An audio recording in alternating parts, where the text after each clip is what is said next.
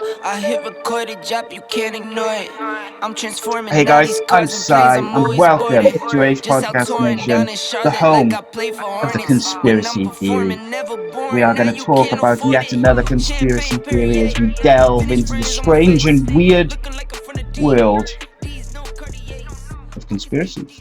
There's many a conspiracy theory out there on all sorts of subjects, which make for interesting conversation. As ever, we're not saying that we believe it to be one way or the other, at least not at the moment. We've done previous shows on 9/11, MK Ultra, the moon landings, David Icke, all sorts of stuff. In fact, I was just saying to my co-host Rhys just now off air that still the most downloaded audio podcast in all 250 plus episodes on Ace Podcast Nation is the Conspiracy Theory Show, where we talked about David Icke and reptilians, which is insane to me, but there we go. It's people like it, people love it, and that's why we brought it back by popular demand. Of course, you can find the video versions of this show and all our other shows on youtube.com/Ace Podcast Nation. And I also put them up on facebook.com/AceCastNation. They normally come out later. So if you want the shows first, subscribe to YouTube, click that bell, and you'll get a notification every time we upload. The audio versions are available at the same time everywhere you can get podcasts and radio. Just give us a little subscribe. If you're really feeling generous and you want to help us out, give us a little review on iTunes or Apple Podcasts, because that helps us grow as we try to break into the top 50 or top 100 or whatever it is on the iTunes chart. Right, joining me to delve into another conspiracy is Mr. Conspiracy Theory Enthusiast, Mr. Rhys Pycroft. How are you, sir? Hello, Sai. All good, mate. All good. All good, buddy. Yeah. So as we start in this, I just released the last episode we did, which was kind of like we kind of touched upon the Hollywood elites and this kind of satanic rumors and things like that. But also we went through, I think it was the top 15 Illuminati conspiracies, and we talked about whether we thought they were factual or fiction. Today we're going to talk about the tragic passing of the Princess of Wales, Lady Diana Spencer, she was formerly known as. But yes, we're going to talk about the death of Princess Diana. So before I ask you for general overall thoughts and stuff, and then we're going to delve into it a bit, I'm going to ask you the question now, and then I'm going to ask you the question again at the end. Was Princess Diana murdered? Fact or fiction? Fact. Fact. See if we can change your mind before the end. I doubt it somehow. Insane, mate. So, as a kind of preparation for the show, I watched, and I know you watched some of it, was the documentary called Unlawful Killing, which was made by Keith Allen, obviously Lily Allen's father and musical artist and his filmmaker in his own right. He's very well known. But there's a kind of interesting story just behind that documentary. It's made by Keith Allen's the main protagonist in terms of making it, but also I think Piers Morgan was involved in it. He was heavily featured in it in terms of interview content. They had a bit of trouble getting it off the ground, and then Mohammed Al Fayed, obviously father of Dodi Fayed, who was also tragically killed, invested £2.5 million into the project. It was all set for release. I don't think it was going to be on TV anytime soon, so it was going to be out in the cinema and DVD and stuff like this. They had to get advice from lawyers, obviously because of the content. They didn't want to get sued. The lawyers advised them to do 87 edits, which they did. They still couldn't get agreement, I think, from the insurance side. So they said, oh, we'll just release it in America because they love a conspiracy. But the insurance companies, they couldn't find an insurance company in the whole world who would touch them and insure them for this documentary to release it because they thought they were going to get sued. Are you surprised by that aspect of it, mate? Just the trouble they had in getting it off the ground and getting it out initially? Not in the slightest. Yeah, I'm not either. But the interesting fact is, mate, right? So basically, it's been on YouTube since 2014. It was made or it's finished by 2011, I think it was, or 2009. We're in 2020 now, and as far as I know, Keith Allen, Piers Morgan, and Mohammed Al Fayed, none of them have been sued by the royal family, MI6, or anyone else who they kind of point the finger at numerous times during that film. The police officers who they name for the cover up and stuff, none of them have been sued. So what does that tell you? Do you think? Yeah, there haven't even been a rumour of it. No. And the thing is, mate, now if I made a documentary film, hour and a half, and basically said you had murdered someone, then you covered it up, accused you of all these horrible, heinous crimes, and then it was seen by millions of people, pretty sure you're not just going to let it slide because oh well, this boys will be boys. Well, they just want to brush under the carpet. It's obvious. Yeah, they don't. I know they don't want to draw attention to it, but still, you'd think from their point of view, I guess there's two ways to look at it. And if they sue them, it dredges it all back up, and they've got to go back to court, and they've got to go through it all because they would have made this documentary. They say in the film they've got statements from MI6 agents and sources. If they had sued them, they would have brought all that evidence to court, and then you've got a big problem, I suppose, because it not only does it dredge it all back up into the public eye, but also they start providing evidence for their allegations, and you could end up with more of a problem than just having your name defamed, I suppose. And I think in them 2 years, there was a massive, massive breakthrough with social media. Oh, yeah. Now, like 2015, that video hits the internet, someone is going to stay on the internet. Yeah. 2011, you're just going to go 10 years after September 11. They were still going to stay. Yes. That's everything changed it, and that's why no one has responded, because they know with social media and everything now, it'll be everywhere. So they've left it to late. They can't respond. But you hear many people talking about this Princess Diana video? No, and it is a few years old now. However, I was reading, there was a review in The Guardian back in 2014, and apparently even now it's massive in America. They still are firmly of the opinion that the British government and the royals murdered Princess Diana. There's no doubt about it, which, don't get me wrong, family more than us, don't they? Let's be fair. Well, yeah, I just don't see the point in the royal family. Royals? Say that again, mate. You sounded like you were underwater then. It's a massive pull in America, the royal family, because they haven't got a royal family. Yeah, I don't understand it, mate. And actually, funny enough, one of the things in one of the guests or the people they interviewed in this documentary, they were on about the royal family, and they were saying one of the reasons or one of the arguments which pro-royals will say now is, they bring in tourism, and they were like, yeah, you go to France and you go and stand at the top of the Eiffel Tower and you think, wow, what an incredible view! This is amazing. It'd be better if they had a royal family, though, wouldn't it? It's missing a monarch. And it's mate, I can't even get started on the actual royal family as a concept. It's ridiculous, especially when you delve into, and we probably will at some point delve into it. When you delve into the way they've kind of held on to the throne over the years, it's kind of frightening, mate. How easily they get away with stuff, and people just don't even bat an eyelid. So there we go. One of the opening scenes of this documentary, one of the journalists says, if this was Diana Smith from wherever, Kensington or wherever, Brighton, Diana Smith from Brighton, who was murdered, and her friends and family brought to court through the lawyers a letter where she said, my husband is going to kill me in the exact way she was killed, in suspicious circumstances with loads of shady shit around it.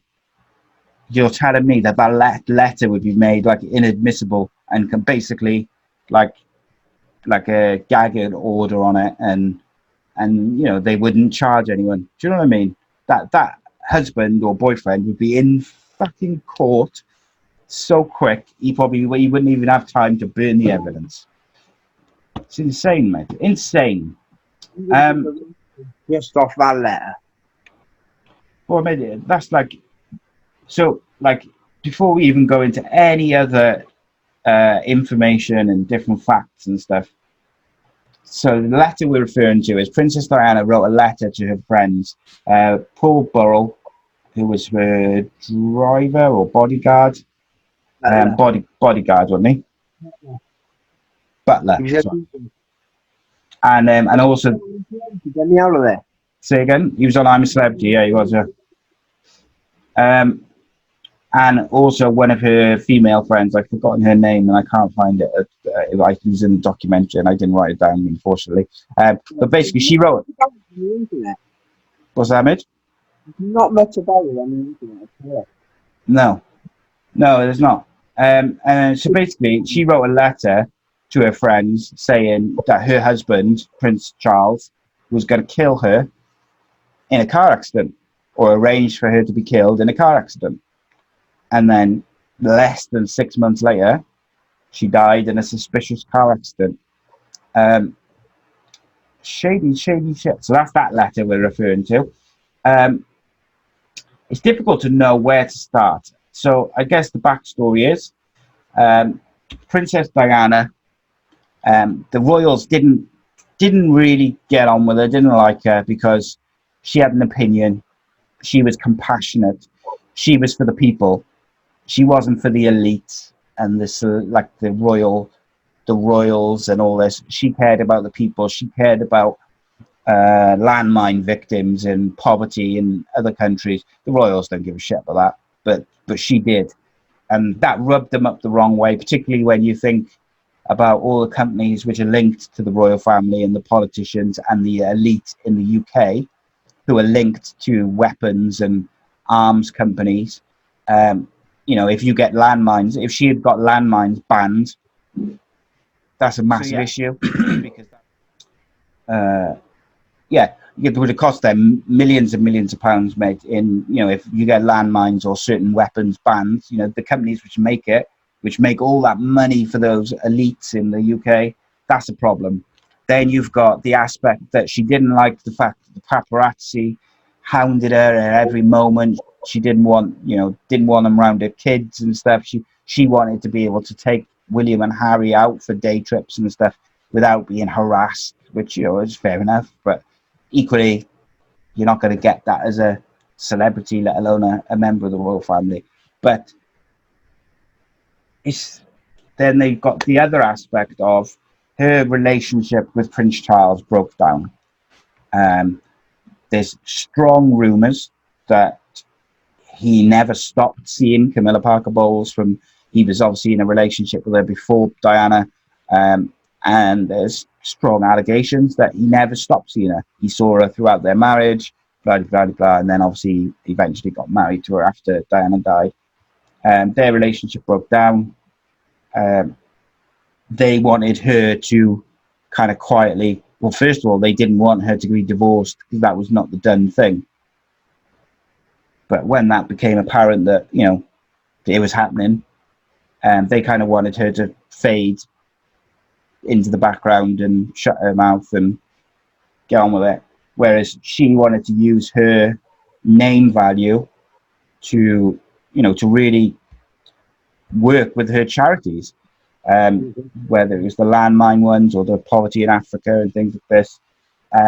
She was then linked to James Hewitt, who a lot of people joke that is the father of which one is it? Harry, isn't it? Then obviously she started seeing Dodi Fayed, who was the son of Mohammed Al Fayed. James Hewitt, Prince Harry. They look similar, don't they? They could be twins if they were the same age. Yeah. It's one of those, isn't it? It's kind of like. I hate to say this because I love Lady Di. I think she was amazing, but he doesn't even look like any of the other royals or anything. Well, do you know what? We'll get on to Harry and what's his wife's name? Meghan, is it? Because I think there's quite scary similarities in the way that's going with them, the way they've broken off from the royal family. And I worry for them. I really do, especially because they're on the other side of the world, which means they're flying back to the UK, at least a few times a year for various functions. And how easy would it be for them to get rid of them? Like, Things can happen a lot easier in America than they can in this country. yeah, in the Canada, in it they live, and I mean, I'm assuming they live quite an isolated part of Canada because they would want to be away from people. A lot of time in America. Yeah, you could put it down to crime. You could put it down to a carjacking. You could put it down to a plane crash where they're flying from from Canada to another side of America, or Canada over the Atlantic back to the UK. So easily done. And I worry for them because I feel like since that relationship between the two of them and the royal family has broken down, I feel like Meghan's got a bit comfortable in terms of she's quite openly criticised them, passively aggressively, obviously. And I just think, God, no, just shut up.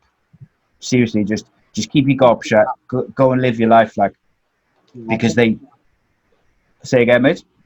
The battles. Yeah, You can't argue with the royals, mate. And when have you ever heard of someone leaving the royal family? Princess Diana probably was the one, innit? Look what happened to her. That was different, Prince Harry, wasn't it? Totally different. He's born a royal. Yeah, they say that he's very similar to his mum, isn't he? Yeah, the royal family. Scary, mate. I worry for him. And all this, I mean, look at Prince Andrew. He's still Prince Andrew, all right. They haven't stripped him of his title or anything. No, and that's one of the things they kind of moved on to, was they were going to strip her of her Royal Highness title. They never did, because I think probably because of the backlash from the people. But I mean, it was clear that they were using the media to get at her and to make her life exceptionally stressful. They did that regularly. They did that all the time. They own the newspapers and the media. They were able to do this, and this plays into the story obviously later on as well. They could herself, but she wouldn't. She was too strong. Yeah, and I think that's what it comes down to, is she was very she's very stubborn, and she's very single-minded. She was when she had her heart set on something, she was determined to get it done, whether it was her charity work, or whether it was leaving Prince Charles, or whether it was going on to marry a Muslim man, which was very, very much kind of frowned upon from the royal family. The royal family are racist as they come. You only have to look at Prince Philip's history of comments. Like, I'm not going to repeat them on here because I treasure my YouTube channel and podcast network. But like he has said, you could Google it, and there's 10 separate sentences which he has said about different nationalities and races. Never mind the fact that his family is German, and there's pictures of him as a young man with the Nazi party. Like, there is no doubt that at its core the royal family is racist.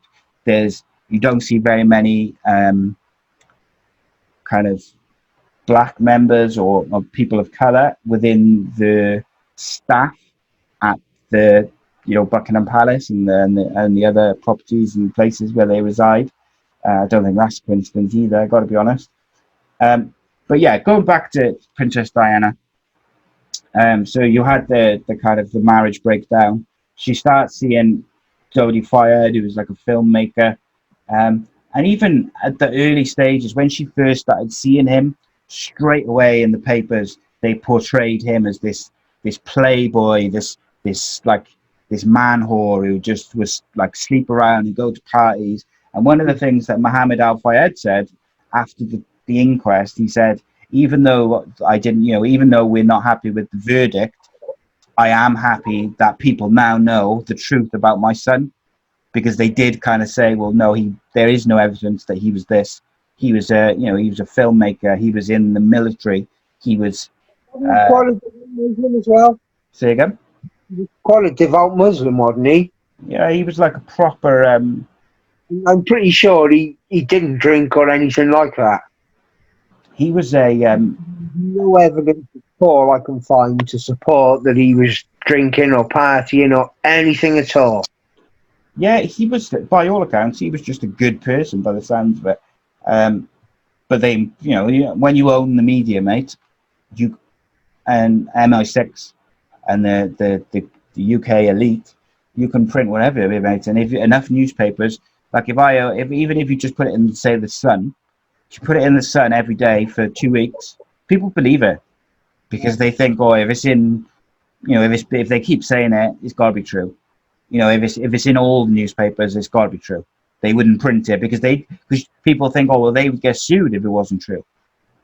But it's a multi-billion-dollar business, which no one can really. The only people who can afford to sue newspapers is celebrities. At the end of the day, only people sue them really is the people who work for them. Yeah, the people own them. Like, Think of with Dodie, he was in a cutthroat world as well, mate. He was in films, Hollywood.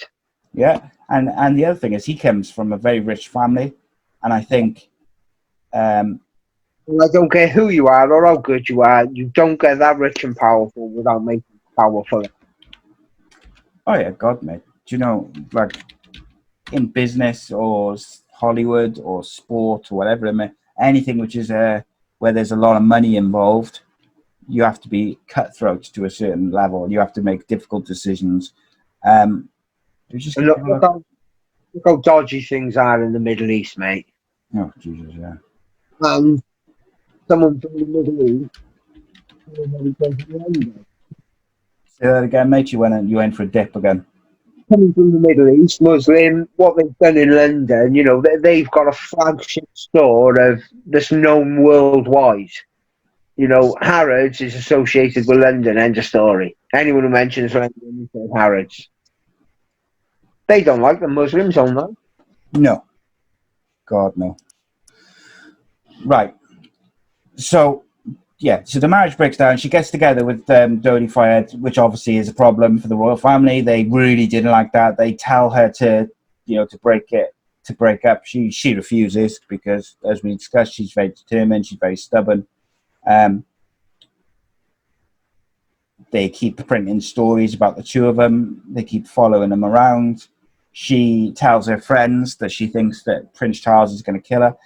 There's a lot actually in this documentary. It wasn't like a detailed 10-minute slot, but throughout the whole documentary, they very much hit the nail over the head with Prince Charles is a proper psychopath, and they said the word psychopath over and over again as they really wanted to hammer that home that he is not a good person, which I think that's a massive surprise, to be honest. But it's interesting because you very rarely see anything in the newspapers which is negative about Prince Charles. He's always kind of portrayed as this kind of dopey one with big ears, isn't he? As the figure which people make fun of. But I think if allegations and rumors are to be believed, he's a bad man. I think most of the royals are, mate, to be fair.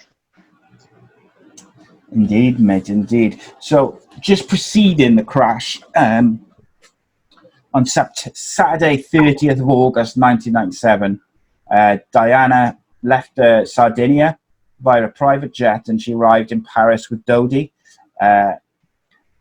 They'd gone there en route to London, having spent 8 to 9 days together on Mohammed Al Fayed's yacht in the Italian and French Riviera. They'd intended to stay at the Ritz for one night, or in France for one night, and then they were going to Go back to the UK. Henry Paul, who was the deputy head of security at the Ritz Hotel, was instructed to drive the hired car, which was a Mercedes-Benz 1994, back to the Ritz's main entrance, the first entrance, to avoid the paparazzi, and they used a decoy vehicle as well to try and throw off the photographers. And this is where I believe the conspiracy part of it starts to come, because what that decoy vehicle does, it does twofold. Yes, it throws off the paparazzi, but do you know what else it does? Is it isolates the actual car away from witnesses.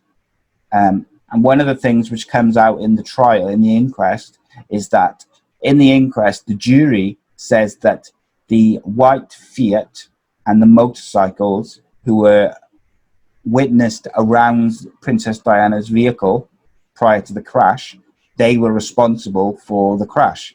They say that, the jury said that. Now, remarkably, never been traced. I think there was one documentary by Chris Everard who found the white Fiat, but it had been trashed, like, scrapped like a month or two later, but they did track it down. Now, you're telling me that the Princess of Wales, a member technically of the royal family still, was killed. There was a white car and several motorcycles who were responsible with witnesses, and they haven't tracked them down. That's absurd, mate. It was just Joe Blogs on the street and this happened, and then there was a certain car and motorcycle responsible for the death. They'd find them. Oh, God, mate, you think there's cameras everywhere? I'm sure Paris is like one of the most CCTV covered cities in the world. I'm glad you mentioned that, mate, because remarkably, and this kind of fits into almost every conspiracy theory there's ever been, all the traffic cameras on their route stopped working. Not on all the cameras on their route. The cameras in the tunnel were not working that night.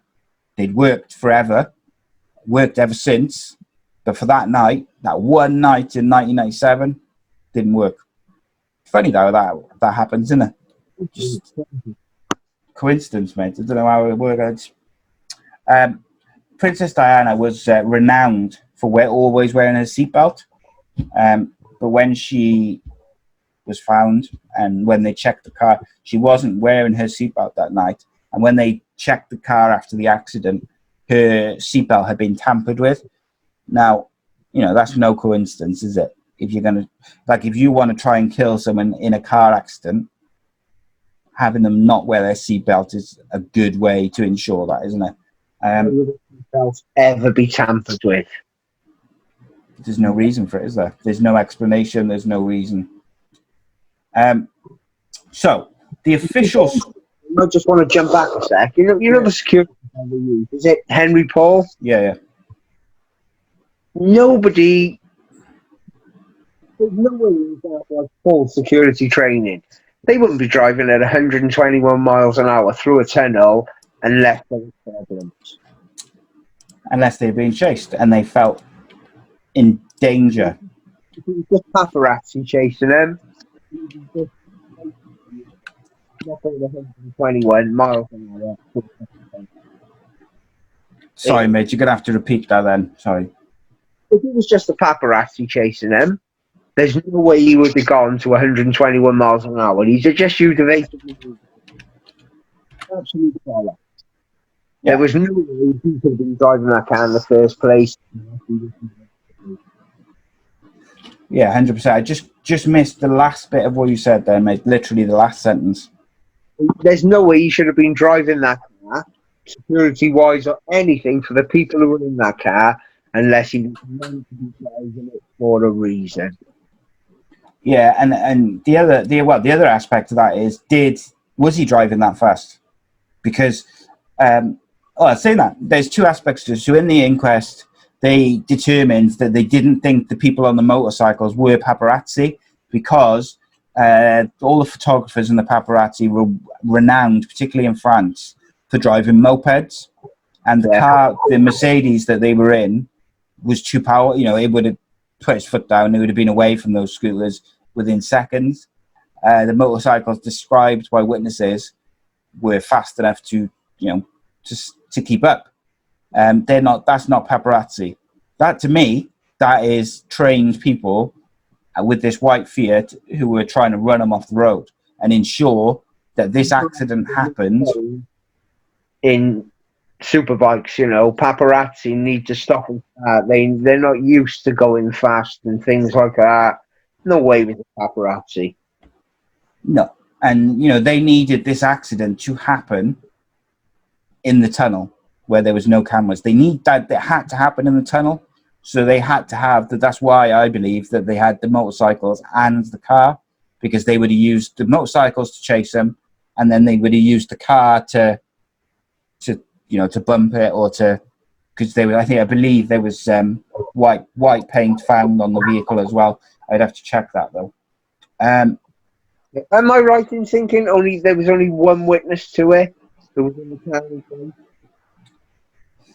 I'm not sure. I'll have to check that. I know in the documentary they said there was witnesses to the motorcycles. So even on Wikipedia it says straight after the accident, witnesses were there straight away. Now, those witnesses, which are there instantly, I don't necessarily think are all really reliable, because what's to say that 4 of those witnesses, for instance, could have been the motorcyclists? Yeah. So how can you trust that? But it also says there was witnesses who reported seeing motorcycles swarming the Mercedes before it entered the tunnel. And I believe there's actually, there's like CCTV footage of them going into the tunnel. Because I remember seeing it years ago. But like I say, you search for things on the internet now, mate, you're not finding that. Well, like I mentioned to you on last episode, mate, YouTube has really gone in big on keeping, trying to get rid of anything which is like linked to, conspiracy theories. Because even I noticed that the episode which I've put out tonight, where like you've got the show description, they've put this thing where it says context, and then it's got like a little quote, like a Wikipedia quote or whatever, saying a conspiracy theory is, and then it tells you about the Illuminati, which I thought was fascinating. But it's to combat fake news. Twitter and social media have been doing it by it, like they did it on one Trump's tweets, which he put something about COVID-19, and then underneath on the tweet they put context, and they wrote like, basically the truth or whatever, which I find fascinating, that social media and digital companies are now basically combating what people are saying before they've even, people have even had a chance to read it. And the whole purpose of social media, etc., is freedom of speech. Well, it's supposed to be, mate, isn't it? It's supposed to be. I'm just going to see now, because I can bring up the CCTV on to the screen. There's only one eyewitness to the crash. Is that right? I'm sure it was a member of Dodi Al-Fayed security team. Well, yeah, wasn't there? I believe there was a car following.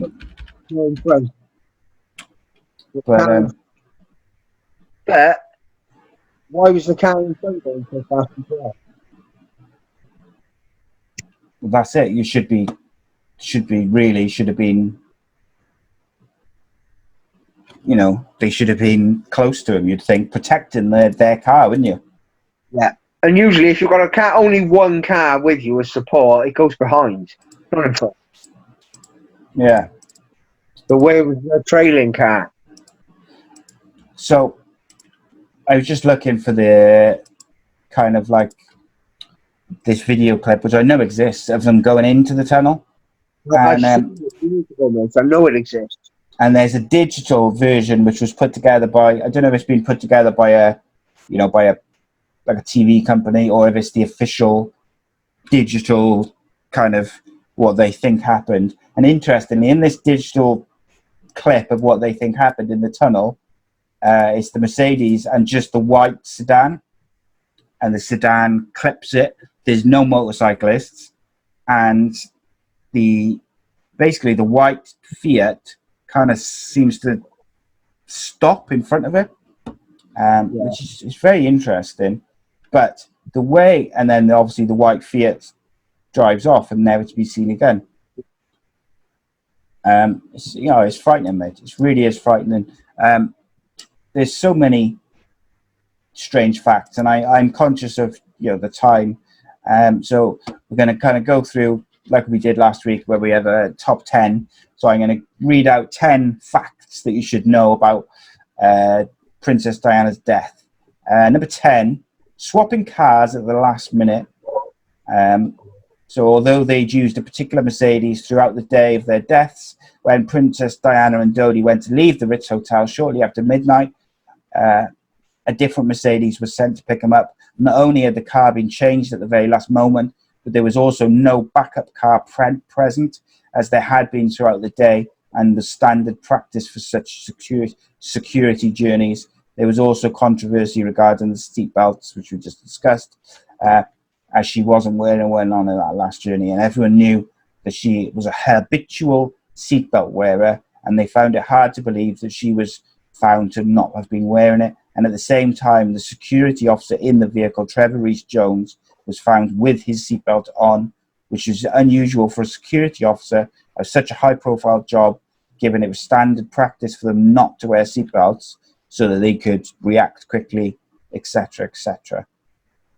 What would you say to all that, mate?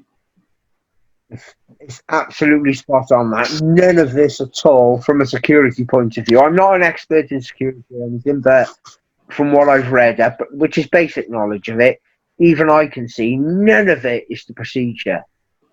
Yeah, that's the problem, isn't it? Security is the one who usually drives them around.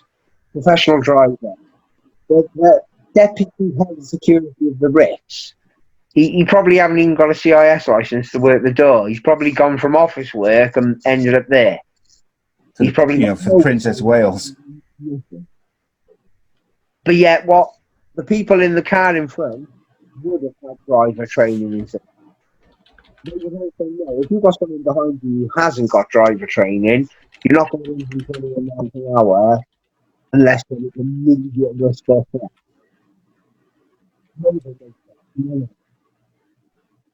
Yeah, you're going to have to repeat that. I'm really sorry, mate. None of it. Yeah, just the last bit I didn't catch, mate, which you said. It was... From a security point of view, mate, none of it makes sense. The driver in front, he would have known the guy behind didn't. He wouldn't have been going 121 miles an hour unless there's a serious risk or threat. Yeah, spot on, mate. It's so strange, mate. The two people who were in that car, at that time, they were two of the most high-profile people in the world. Their security would have been spot on. Yeah, I just don't understand it, mate. I honestly don't. This just doesn't make sense, does it? No, not in the slightest, mate. Yeah, so the next one, number 9. No CCTV footage of the spur-of-the-moment route change. Instead of taking the quickest route to Dodi's flat in the central Paris, the driver, Henry Paul, insisted on taking a different route that would not only be longer, but would also take them along the River Seine through the Pont d'Alamar tunnel, where the tragic crash occurred. The reason for this was said to be to avoid the paparazzi who had followed them all day. That would seem reasonable, but given that the change of route was said to have been made on the spur of the moment, many people found it suspicious that 17 CCTV cameras on the route were either turned off or not working at all. So consequently, there was no footage captured of their fateful journey, footage that would have been invaluable in determining what happened that evening. 17 cameras not working, mate. I remember when that came out, and I tried to look for answers. They were working fine, but they were finding that out. So coincidence that because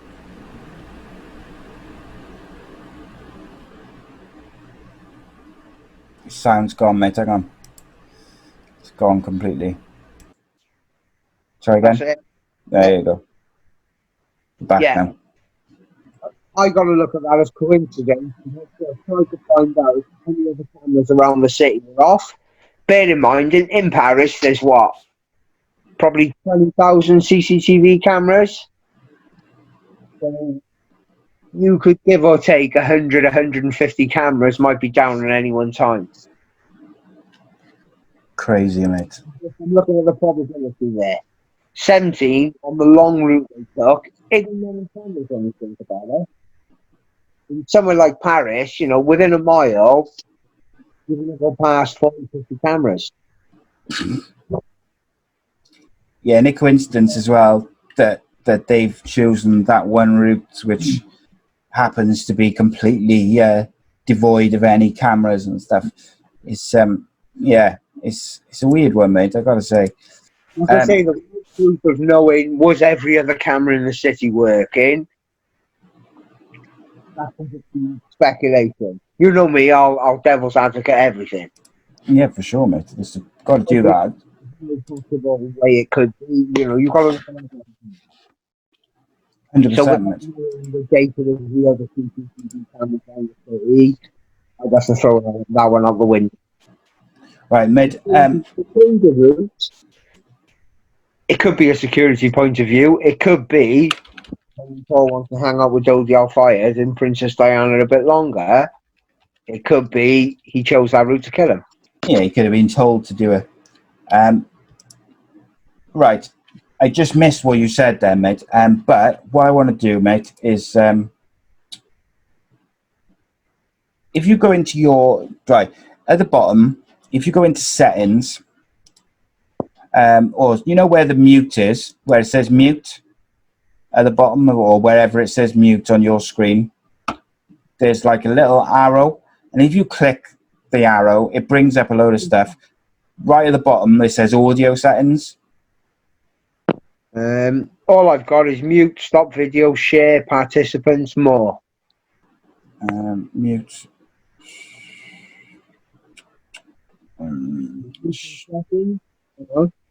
Yeah, I'm trying to find somewhere where if you've got somewhere where it says settings or audio settings or something like that.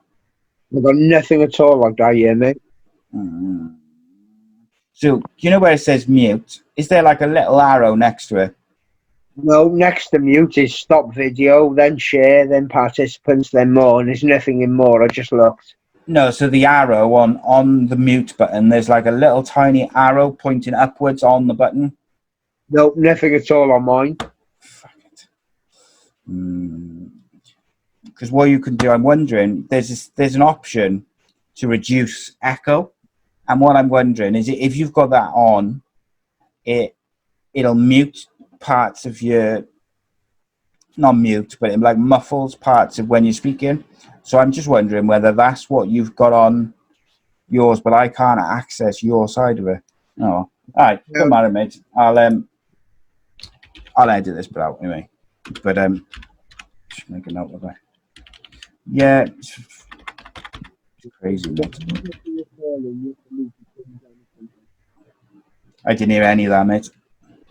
Nothing at all in here for me to change anything. Yeah, I don't know. It's weird. Yeah, well, it is what it is. We'll get through. Right. 2 seconds. Just right, mate. I just want to make a note of this, mate, so I can take it out. Yeah.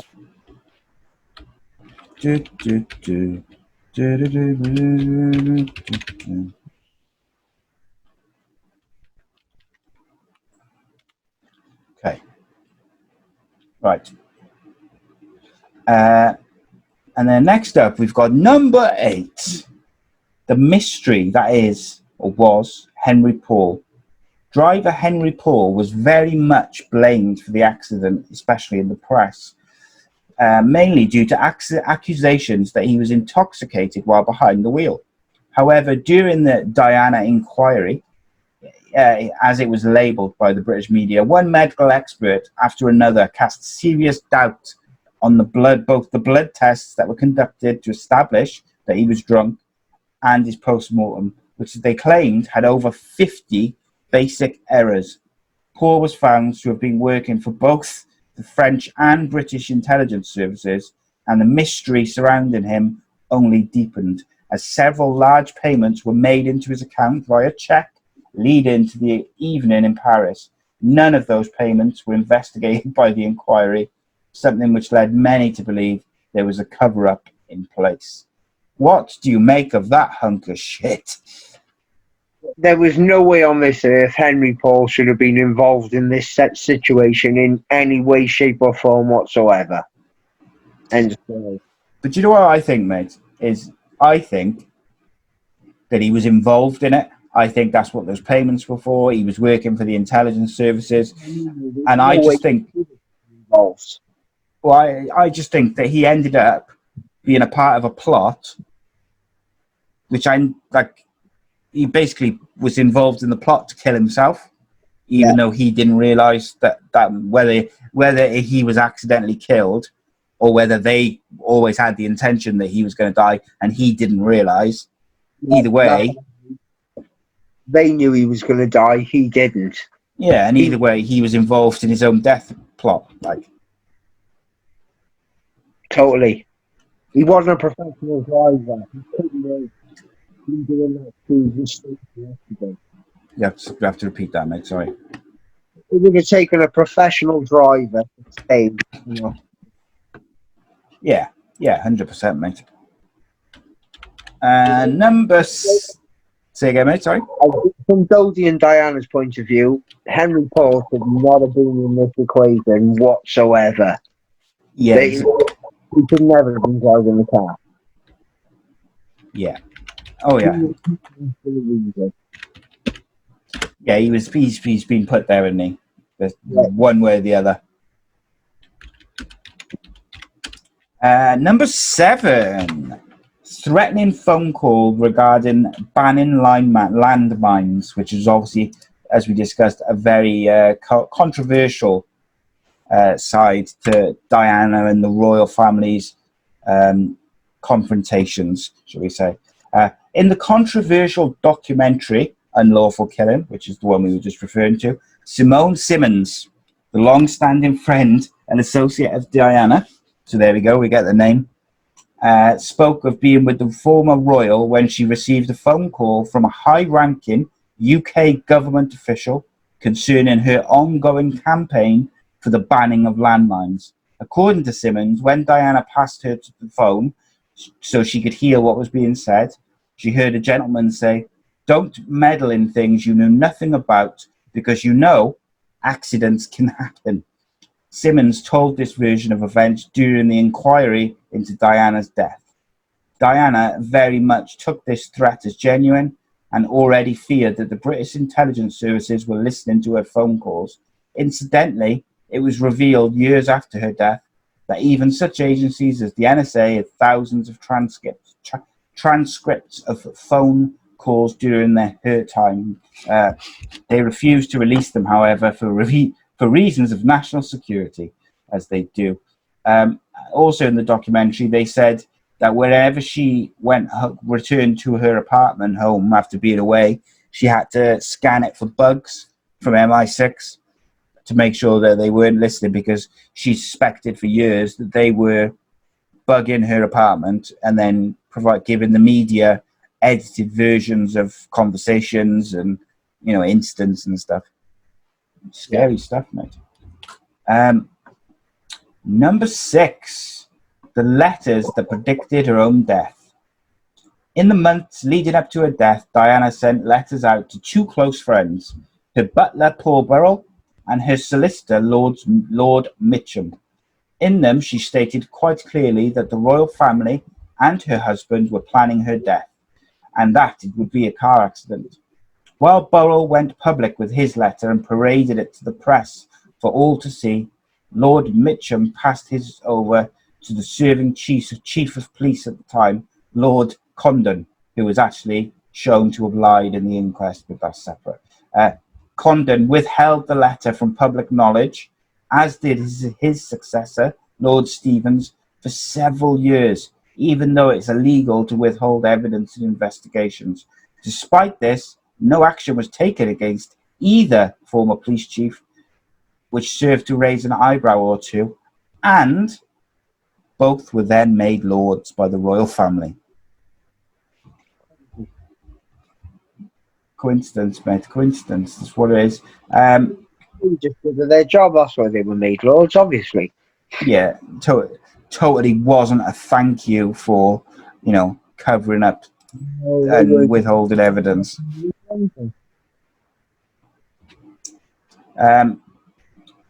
Yeah, it's frightening, mate. It's got to be said. It's frightening that they're able to so easily interfere in investigations, withhold evidence. And what is even more frightening is that they can be made lords in the aftermath of that coming out, and nobody gives a shit in terms of media, journalists. No one cares that these two police chiefs withheld evidence about the potential murder of a royal member, a member of the royal family, and what? That's all right. Don't matter. Crazy. One member of the royal family. Yeah. Number 5. Diana remained in the tunnel for 81 minutes. She wasn't removed from the crippled vehicle for almost 37 minutes after the crash, despite there being little to no damage to her side of the car. It was a total of 81 minutes before the ambulance she had been placed into made its way out of the tunnel and to the hospital. Despite serious questions about his conduct at the scene, Dr. Jean-Marc Martino was not made to appear at the official inquiry into Diana and Dodi's death. Not only was this decision met with suspicion, but Dr. Martino has never addressed any of the accusations of gross negligence from those who feel his actions on that night were far from adequate. Medical experts who testified in court state that had Diana been removed from the scene quicker, she may well have survived. So with that, I will just add to that before I get your take on it. She was conscious in the car and responsive. She was left in the car for 37 minutes. There was not that much damage to her, that part of the car. Then she sat in the ambulance for another 40 minutes or 20 minutes or whatever. But this doctor turned up with a private ambulance, took complete charge, told the paramedics to basically leave it to him, didn't contact hospital or the ambulance station, where obviously ambulances and first responders are in regular contact via radio, aren't they, with the hub. They didn't contact them at all. Took them 81 minutes then to get to the hospital. Now, to me, the fact that she was conscious, look, I'm not a doctor, maybe she would have died anyway, but to me, those 81 minutes are vital. And totally, mate. That's why ambulances have blue lights, to get people to hospital as in 10 minutes or 8 minutes to give them the maximum chance of living. And what do you kind of say to all that stuff around the doctor? Absolute bollocks. Total utter bollocks. Do we think he's much like the driver Henry Paul? Do we think he's a plant who's been put in there by the people who've done it? I don't think he's a plant. I think he's the doctor who covers up things for people. He's their guy, like. But he's got ruffled with this one. Yeah. And that's why he said nothing. If you say nothing, you can't get in trouble with your overlords. She was probably going to survive. Yeah. And this doctor, you know that the he's an baby. So he couldn't exactly do anything to kill her or do the refuge, and he couldn't take that risk. No. The only thing he could do was prolong her death. God bless her soul. It was probably agonizing. Yeah. Yeah. So frustrating and sad, mate. Because, and look, those 81 minutes, that's a long time. Like, imagine if, she was conscious and stuff. Imagine if he thought she was going to survive, but he knows that, she has to die for their, for their plan or whatever. He could have given her something, could have injected her with something, could have smothered her if she was like partially incapacitated. Now, I'm not saying he did, to be very clear. I'm saying that 81 minutes is a very long time to just kind of hang around in that tunnel. Yeah. Anything could have happened. They could have brought someone else in to do any of that stuff. I don't think he did anything to her, because I think if he was going to do something to her, he wouldn't have been in there 81 minutes, because he knows how dodgy that looks, 81 minutes. I think he had to leave it that long for her to die from the causes of the crash. Bizarre, Look how people would run, and the countries and bodies and people involved in this, they would cover every single aspect of it. Yeah, 100%, mate. 100%. Number 4, this professional driver. All of this. That's why I don't think the person they got to drive it, that's what they couldn't use a professional driver. They brought up too many more questions. They tried to hide everything, but they couldn't. Yeah. Number 4 was the speed of the ambulance was questioned. When the ambulance finally did leave the scene of the crash and made its way to the hospital, it travelled at pedestrian pace of 19 kilometers per hour, which is 12 miles per hour. This was questioned by investigators, researchers, medical and emergency service experts alike. The reason given for the slowness was that the ambulance had high-tech medical equipment on board. It was essentially a mobile theatre room to allow emergency teams to begin treatment as soon as the patient was inside the ambulance. To travel at high speed would have put this delicate work in danger. Speak to me about that, my friend. It's believable. Bollocks. The problem is, coupled... Inside of this ambulance. Say again? Have you ever seen pictures of the inside of this ambulance, this mobile operating theatre? I wonder. Have a quick look. Yeah, the problem is, coupled with everything else, driving that slowly is, do you know what I mean? It's like really suspect, and it just kind of adds. It's just another thing, isn't it? Videos of people with broken necks and spinal damage, and they're flying in that ambulance. Yeah, people go in helicopters, mate. People with slit throats, bleeding out, bones taken off. That ambulance is flying. Yeah, because they know that minutes can make the difference, seconds can make the difference, don't they? Just having a quick look to see if there's any pictures of this private ambulance. Not from the inside, only from, there seems to be some, probably isn't the same one, just like of the type of one. What about if we type in? I couldn't find any pictures anywhere of the actual ambulance inside. If they've got to cut you open, play with your internal organs, things like that, they're not going to do it while you move.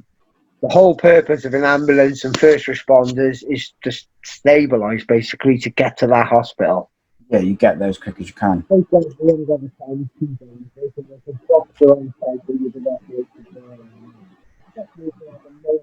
Operating theatre. None of it adds up at all.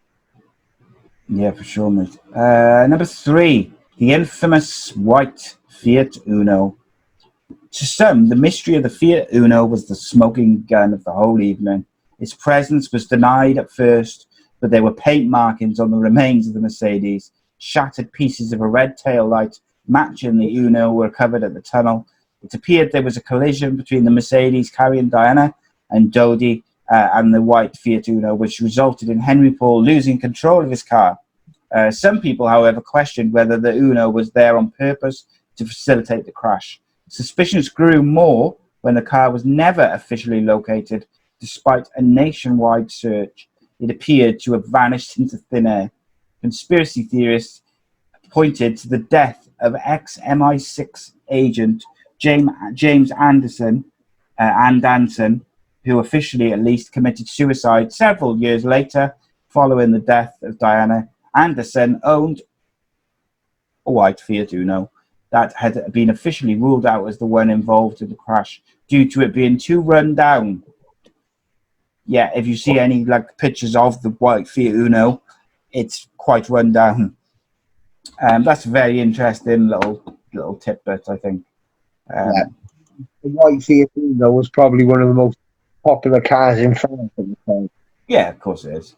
But it's just a coincidence, isn't it, that this MI6 agent who was isolated in France because he didn't want to come back because he would have got arrested because he had shared secrets with media or a journalist, killed himself shortly after her death. And he also had a Fiat Uno, you know, and is it guilt, or was it just because he was feeling the strain and the pressure of being an ex-MI6 agent? You'll never know.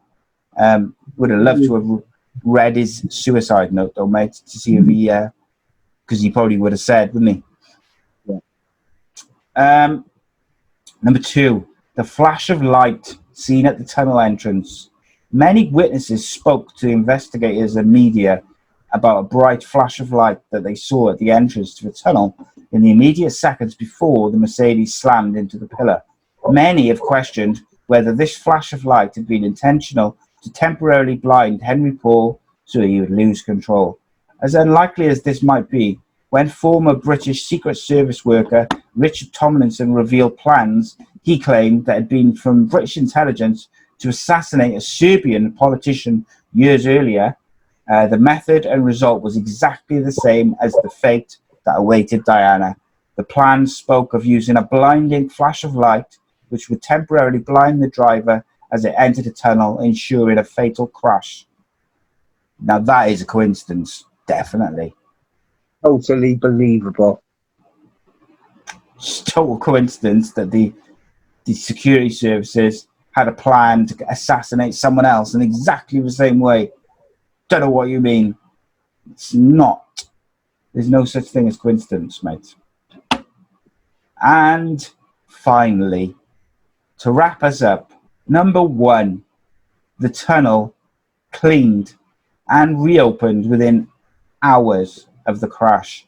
The crash happened just after midnight, local time. The daylight had barely announced itself over Paris several hours later, and the tunnel was completely cleaned, cleansed, and reopened to the public as if nothing had happened. Investigators insisted that they had retrieved everything they had needed from the scene, so there was no need to keep the area closed. However, many were very critical of its reopening and compromising of an accident scene so soon, particularly when no real investigation had taken place. Do you think that's suspect, mate? So, for me, I would say that's the least suspect thing on the list, because I know how quick they try and get like motorways back open after a crash. Not very often crime scenes, especially in a place where it causes inconvenience of that capacity, the crime scene is left. Yeah, and then in fairness to, I know they should have treated it as a crime scene, but the local bobbies who would have been involved in making that decision and, cleaning it and stuff, they might not have thought it was a crime scene. They might have just been told, oh, there was an accident. Do you know what I mean? I do, but the people that were involved, they would have been looked into more than Joe Blogs. Yeah. But I can understand the speed that they would have, because that it would have to be opened as soon as possible. We've seen it. How many times have you seen deaths on the motorway and things, and within a few hours it's like nothing ever happened? Yeah, 100%, mate. That's the least of the theories. They probably only had 9. I didn't catch that then, mate, sorry. They probably only had 9 theories. Yeah. Or 9 facts to put up there. We can't have 9. Who has a top 9? So they just chuck this in to make the top 10. Yeah, just chucking an extra one. There was also, there was rumours that she was pregnant with Dodi's son, or Dodi's child, sorry. I'm sure, like all her close friends, everyone has come forward and kind of debunked that. Yeah, but that would be the camel which broke the straw, which broke the camel's back. I think for Prince Charles, for the Queen, Prince Philip, all those people who were linked with her murder.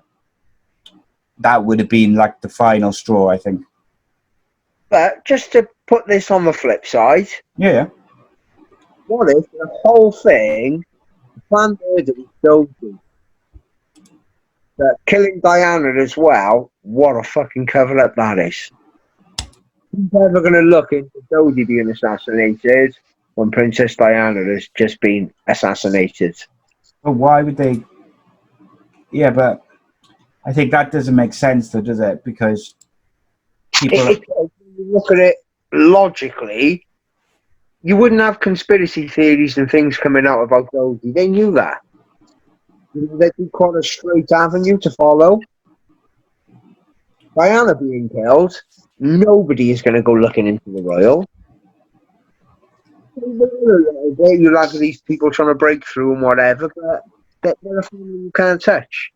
So do you mean that, like, someone outside, not like someone outside of the people suspected of killing Diana, you mean someone else completely killed Dodie, and obviously Diana as well, but they were targeting Dodie, but obviously because Diana was killed, everyone suspected the royal family and MI6 and stuff. Right, got you.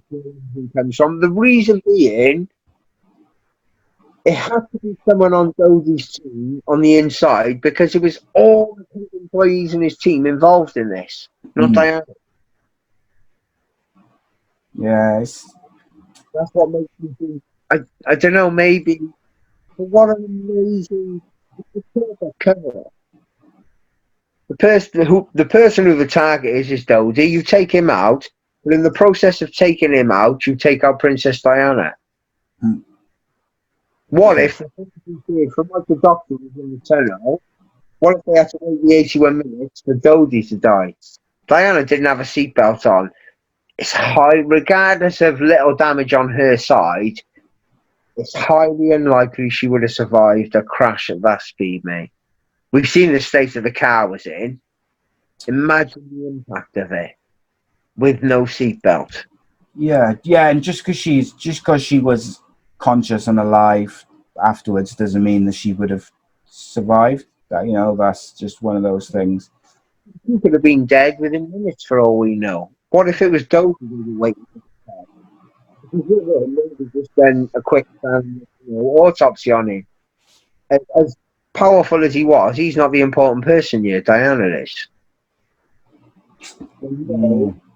All eyes are going to be on Diana, not on Dodie.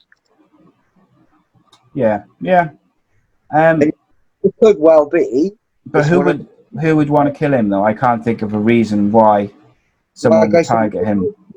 His family is, and they were quite a decent family, to be fair.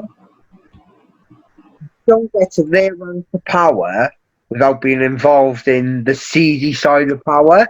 Granted, they might not have done anything, etc., but they were too powerful to be pushed out. Okay. And they couldn't kill more animals. Covered that up. You didn't expect anyone to go after his son. You'd think he's doubly safe, wouldn't you?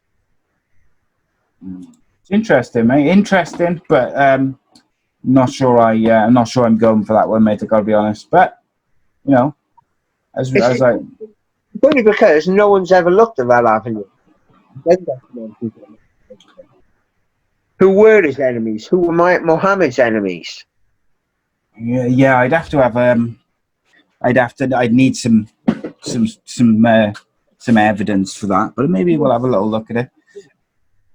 I just discovered there's a Lifetime adaptation movie called The Murder of Princess Diana, starring Jennifer Morrison. It's an adaptation of the book The Murder of Princess Diana. So I'm going to watch that later because I think that'll be fascinating. look, there's so much to talk about, so much to go into, and I think maybe we could revisit this one again. There's so much to talk about, and there's so many reasons. We've kind of touched on the accident and the potential reasoning behind it. I don't know how you feel about, but maybe we do a part 2 where we look at the people who could have done it. So we've kind of set it up for that, haven't we? We've looked at. Everyone just points the finger at the royals, don't they? Well, there's the royals, there's the MI5, there's the French intelligence, there's the Mossad, there's the CIA as well. So there's a few avenues for us to look at and discuss. Well, the last episode we did, the Epstein and satanic cults and things, the Rothschilds, all them, they run war. Diana made them, and they're much more powerful than the royals. Indeed, mate. So maybe next episode we have a look at the who behind. Yeah. We've looked at the why today. Let's look at the who. Indeed, mate. That sounds good to me. I don't think it was the royals. Yeah, well, we'll discuss. So we'll try and sort out the audio on Rhys's side. I'm going to do a lot of editing with it, so people won't notice it as much. But it keeps dipping for some reason on Zoom. Hopefully, we'll be back on StreamYard anyway, which was nice and smooth last week, wasn't it? But say again, mate. Perfect last time. Yeah, I don't know what's going on today. Must be the heat, mate. Must be the heat. 2020, mate. Everything's going fucking crazy. Yeah, it's 2020. It's just the end of the world, mate. I think it's all gone to shit. So we'll be back in probably 2 weeks with part 2 of the death of Princess Diana. But as usual, we'll have lots and lots of shows on lots and lots of subjects. Check out Ace Podcast Nation on YouTube. Subscribe, click that bell. And, of course, you can find us on all the social media platforms. And Rhys's Instagram is just below him by there. So give him a follow. And we'll be back the week after next, for part 2 of Conspiracy Theory Files, looking at the death of Princess Diana. Cheers, mate. Thanks very much, Si. I shall see you.